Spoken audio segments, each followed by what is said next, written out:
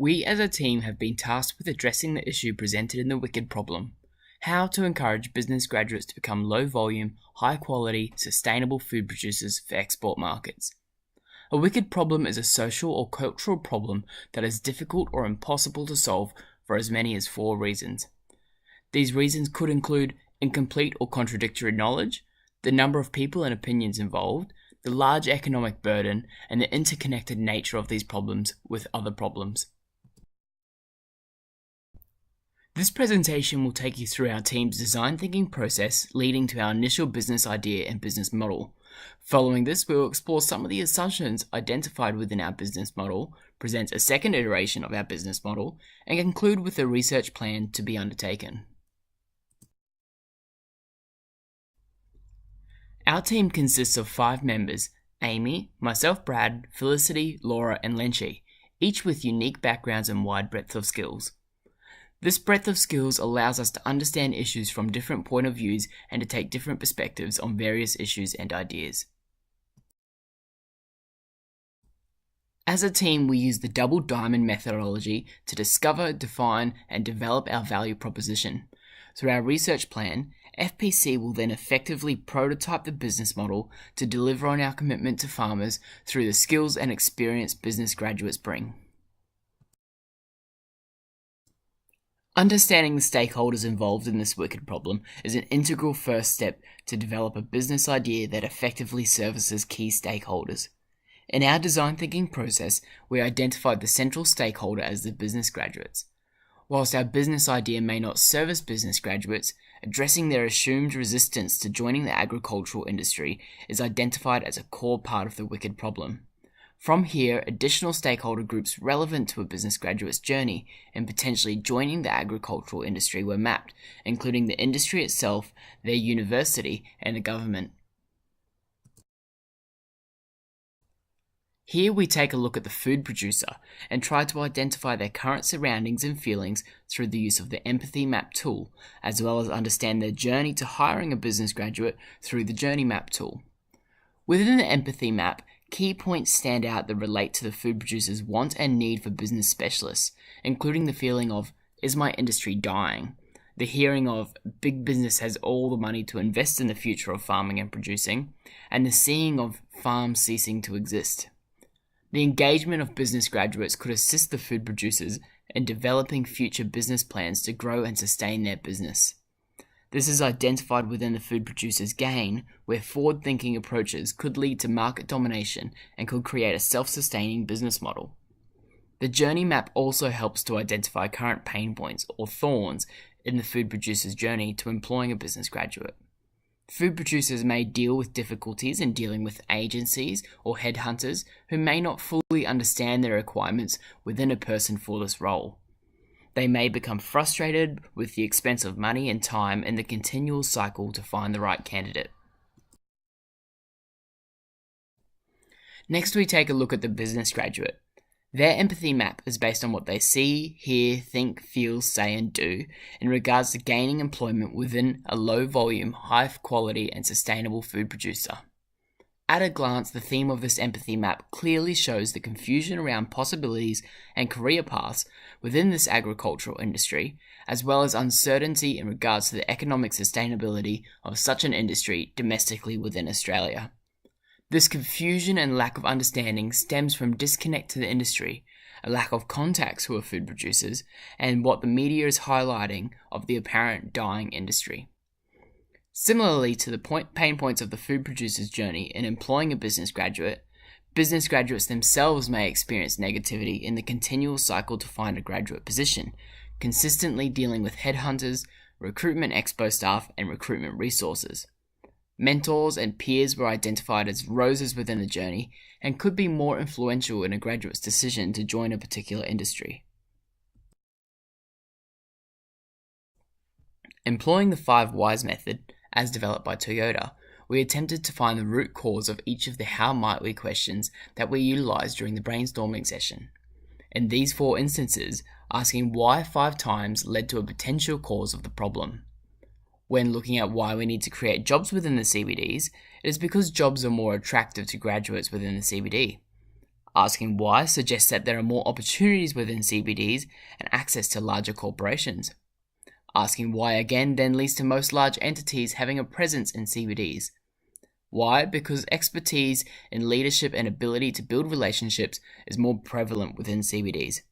A final why then leads to the potential root cause, because infrastructure for corporations is easier to set up and develop within CBDs. This method of asking why 5 times across each of these 4 questions led to potential root causes of the problems that we could then investigate further.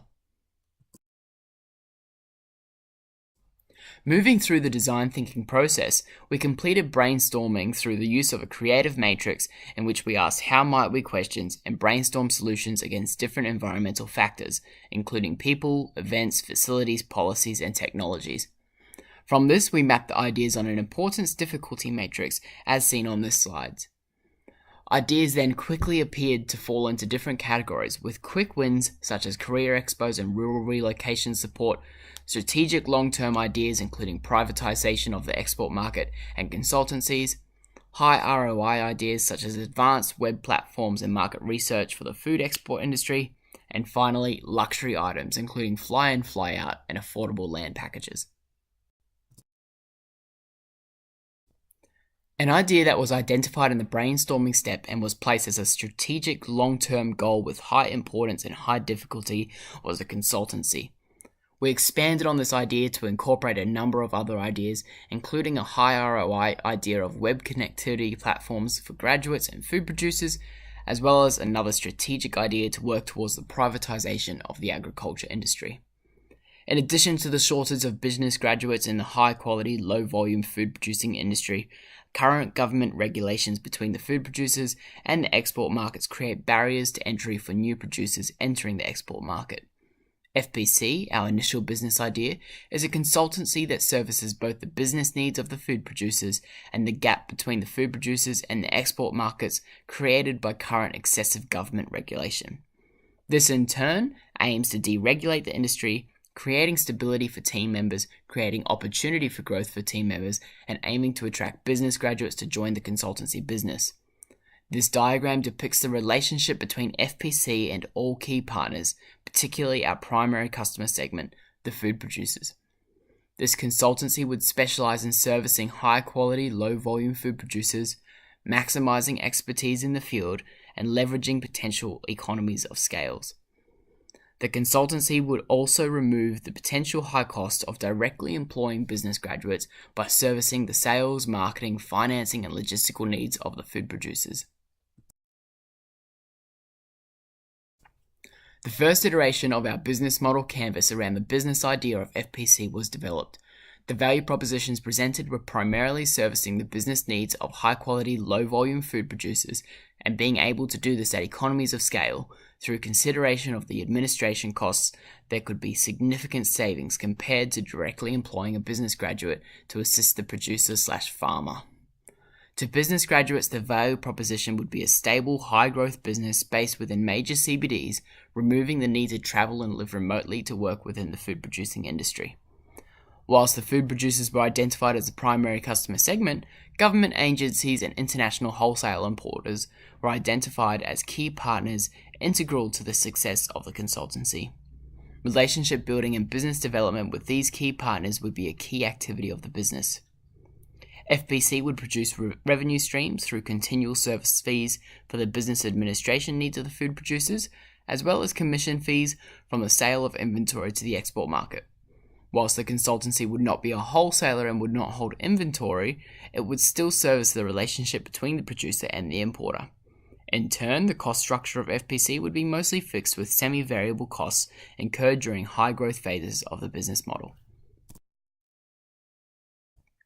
From the first iteration of our business model, we listed assumptions we made throughout the first stages of the design thinking process. On this slide are the 5 most important assumptions we identified, as well as research questions that could address each of these assumptions. We identified the most important assumption as there actually being a need for more business graduates to join these food producers, as this is an integral part of not only our initial business model, but any business model addressing this wicked problem.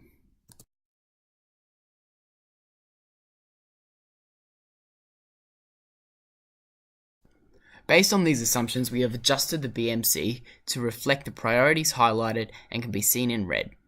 Our value proposition has been iterated as we have consolidated this to acknowledge that business graduates are not a customer segment and therefore have been removed from the value proposition, while also ensuring we understand an increased demand for Australian produce in the export market.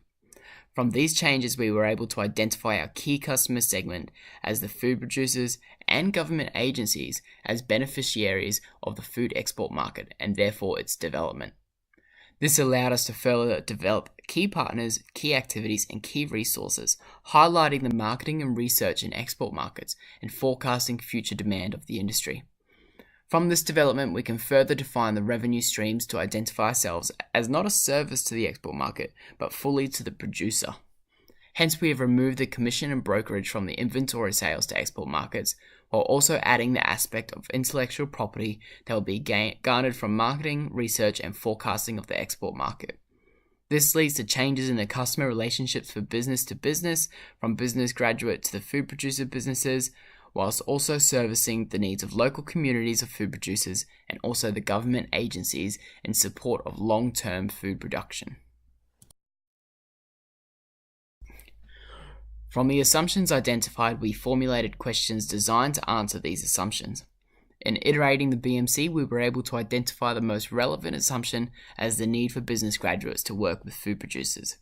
Therefore, our research plan will be developed to answer our research question: how can business graduates support food producers to create high quality, low volume, and sustainable food export business? From this research question, we have identified 5 objectives which will form the basis of our research plan. Firstly, we will attempt to understand the needs and wants of food producers in the food export industry to ensure we acknowledge and deliver services required by these food producers upon entering the export market and gaining market share. Secondly, we will aim to define gaps in knowledge of food producers that business graduates could offer as a full service solution to food producers. This includes sales, marketing, finance, and logistics. Thirdly, will be to discover the role business graduates could play in connecting food producers to the export market, with the aim to build and maintain long-lasting relationships with international importers. Next, we will aim to understand the food export market and demand for high-quality, low-volume produce. Finally, we will attempt to predict the potential increase in market in future generations for high-quality, low-volume, and sustainable Australian produce. This intellectual property will be invaluable to the expansion of the service offered and highly valued in the industry to predict and manage future demand.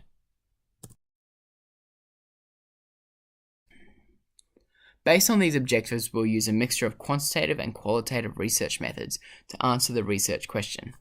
In this process, we'll utilize interviews, surveys, focus groups, and observations to gain perspective and explore the concepts and objectives identified. In understanding the market industry, we'll analyze reliable data and ensure validity, relevance, and reliability. Our main target population will be food producers, as this is the majority of our customer segment. In selection, we will ensure candidates are stratified to ensure random selection of participants reflective of the overall cohort. Secondary target populations will be business graduate cohorts, although not a customer segment. They were crucial in delivering value to our customer segments.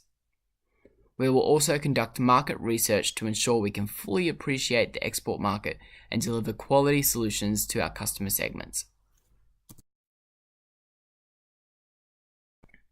That concludes this presentation. We have provided an overview of the design thinking process utilized in the development of the first and second iterations of the business model canvas, as well as insights into the assumptions and research question, objectives, and focus.